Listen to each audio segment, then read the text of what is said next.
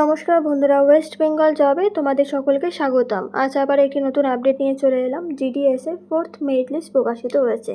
তো তোমরা যারা এবারে জিডিএস এর ফর্ম ফিল আপ করেছিলে এবং যাদের নাম 3rd মেরিট লিস্টে আসেনি, তারা একবার এই 4th মেরিট লিস্টটা চেক করে নিতে পারো।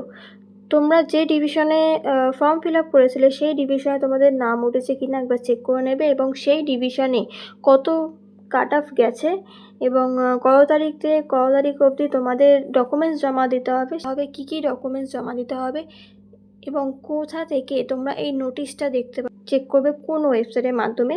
তো সমস্ত বিষয় তোমাদেরকে জানাবো এই ভিডিওটির মাধ্যমে। তো বন্ধুরা, অবশ্যই ভিডিওটা শেয়ার করে দিও এবং অবশ্যই তোমরা লাইক করো।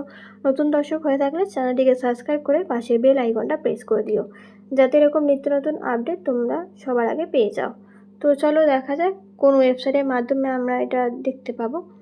এখানে দেখো ওপরে লেখা আছে ইন্ডিয়া পোস্ট gds.online.gov.in। এই ওয়েবসাইটের মাধ্যমে তোমরা এই পোর্টালে এসে ওয়েবসাইটের মাধ্যমে তোমরা কিন্তু তোমাদের নাম দেখতে পাবে লিস্টে।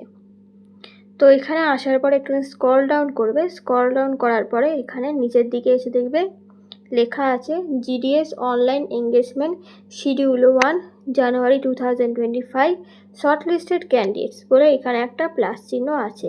এই প্লাস চিহ্নটায় ক্লিক করবে। প্লাস চিহ্নটায় ক্লিক করলে কিন্তু ঠিক এরকম একটা ইন্টারফেস তৈরি হবে, যেখানে তোমার নিচের দিকে লেখা থাকবে হচ্ছে ওয়েস্ট বেঙ্গল, তারপর নিচে লেখা থাকবে সাপ্লিমেন্টারি লিস্ট 4। তো এখানে সাপ্লিমেন্টারি লিস্ট 4-এ এসে তুমি ক্লিক করলে কিন্তু তোমার নোটিশটা কিন্তু তোমার ফোনে এরকমভাবে ডাউনলোড হয়ে যাবে। এবার নোটিশটা তোমাদেরকে দেখাচ্ছে। তো দেখো বন্ধুরা, আমরা অফিসিয়ালি বিজ্ঞপ্তিটা ওপেন করে নিলাম। দেখো এখানে লেখা আছে জিডিএস অনলাইন এঙ্গেজমেন্ট শিডিউল 1 জানুয়ারি 2025 ওয়েস্ট বেঙ্গল সার্কেল লিস্ট 4। অর্থাৎ এটা তোমাদের ওয়েস্ট বেঙ্গলের 4 নম্বর লিস্টটা।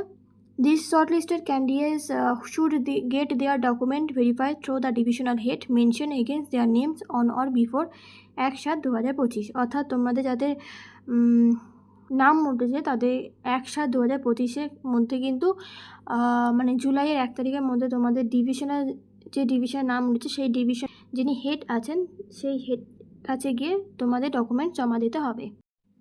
The shortlisted candidate should report for verification along with originals and 2 sets of self-attested photocopies of all the relevant documents। অর্থাৎ তোমাদের যে সমস্ত ডকুমেন্টসগুলো আছে অরিজিনাল, সেই ডকুমেন্টসে তোমাদের সেলফ অ্যাটিস্টেড মানে হচ্ছে জেরক্স করতে হবে, সেখানে তোমাদের সেলফ অ্যাটিস্টেড করতে হবে। সেই সঙ্গে অরিজিনালগুলো নিয়েও তোমরা কিন্তু সেই ডিভিশনের হেডের কাছে যাবে, সেখানে গিয়ে জমা দেবে। আর সেই সঙ্গে তোমরা 2 কপি পাসপোর্ট সাইজ ফটোও নিয়ে নেবে। ঠিক আছে? তো এখানে দেখো তোমাদের প্রথমে লেখা আছে serial number, division, office, post name, post community, registration number, percent of marks obtained, documents to be verified. অর্থাৎ এখানে তোমাদের 203টা ডিভিশনে হচ্ছে তোমাদের নাম উঠেছে 203 নম্বরে। আচ্ছা, এখানে তোমাদের বেশিরভাগই দেখছি 97-96% মার্কস। তো তোমাদের যারা নাম উঠেছে তারা একটু চেক করে নিও। আর এখানে দেখো লেখা আছে নিচের দিকে SMS or email will be send to the register mobile number আর ইমেল অ্যাড্রেস। অর্থাৎ তোমাদের যাদের নাম উঠেছে তোমরা যে ইমেল অ্যাড্রেস বা যে ফোন নাম্বার দিয়ে তোমরা রেজিস্টার করেছিলে অনলাইন পোর্টালে, মানে ফর্মটা ফিল আপ করেছিলে, সেই নাম্বারে তোমাদের কিন্তু SMS-এর মাধ্যমে বা ইমেলের মাধ্যমে তোমাদের জানিয়ে দেওয়া হবে যে তোমরা সিলেকশন হয়েছো কি না। ঠিক আছে? তো এটা একবার ডাউনলোড করে তোমরা চেক করে নিও।